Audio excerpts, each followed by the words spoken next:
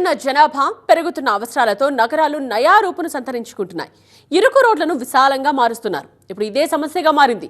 దశాబ్దాలుగా వ్యాపారాలు చేసుకుంటున్నాం, ఒప్పుకోమని కొంతమంది అంటుంటే అభివృద్ధి కోసం విస్తరించాల్సిందేనని స్థానిక నేతలు అంటున్నారు. ఒంగోలు నగరంలో నెలకొన్న రోడ్ డిస్ప్యూట్ పై స్పెషల్ ఫోకస్.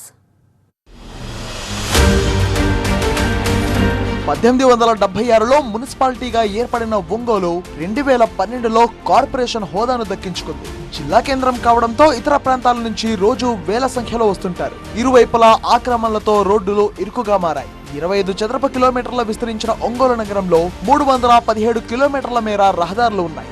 కలకత్తా మద్రాసు రహదారిలో భాగంగా ఉన్న గ్రాండ్ ట్రంక్ రోడ్ వెంబడి ఒంగోలులో వ్యాపార సముదాయాలు వెలిశాయి. 20 ఏళ్ల క్రితం ఒంగోలు బైపాస్ నిర్మాణం జరగడంతో ఈ ట్రంక్ రోడ్ ఇరుకుగా మారడంతో 100 అడుగులకు రోడ్డును విస్తరించాలనుకున్నారు. వ్యాపారులు వ్యతిరేకించడంతో విస్తరణ పరిధిని 50 అడుగులకే కుదించారు.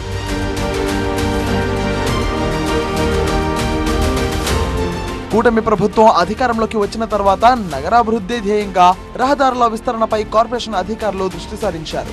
100 అడుగుల మేర రోడ్డు అంశం మళ్లీ తెరమీదకు వచ్చింది. మిరియాలపాలెం సెంటర్ నుంచి మస్తాన్ దర్గా వరకు ట్రంక్ రోడ్ విస్తరణ చేపట్టారు.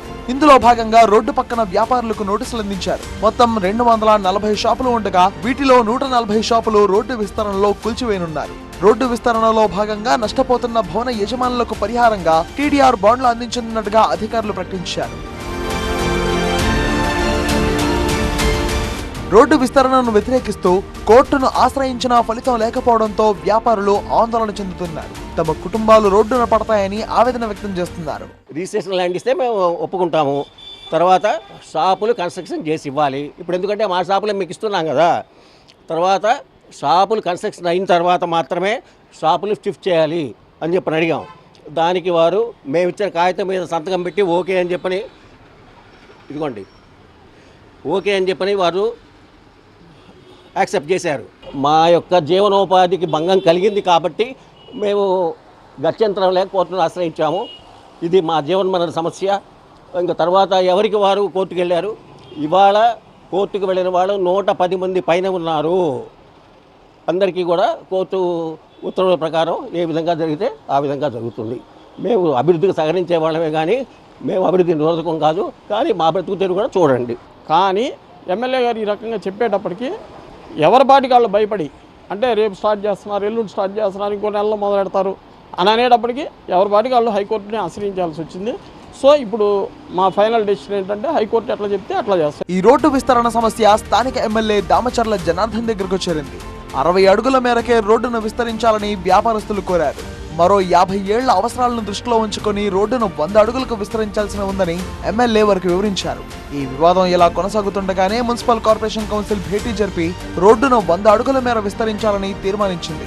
ఇటు వ్యాపారులు అటు కార్పొరేషన్ అధికారుల సూచన మేరకు మధ్య మార్గంగా అందరికీ ఆమోదయోగ్యమైన పరిష్కారం కోసం ప్రయత్నిస్తున్నట్టుగా ఎమ్మెల్యే వెల్లడించారు. వ్యాపారస్తులు దాంట్లో 70 దాకా పూర్తిగా షాపులు పోతున్నాయి కాబట్టి వాళ్ళు కొంత బాధ అనేది ఉంటుంది. ఎవరికైనా కూడా వాళ్ళకి ఆల్టర్నేట్ మేము షాప్ ఇస్తామని చెప్పాము. తర్వాత టీడీఆర్ సర్టిఫికేట్ 1:4 ఇస్తానన్నాం. ఆ తర్వాత వాళ్ళకి ఏదైతే కన్స్ట్రక్షన్లో పోతుందో దాన్ని కూడా ఎస్టిమేషన్ వేయించేసి దాని కాంపన్సేషన్ డబ్బులు కూడా ఇస్తానని చెప్పాం.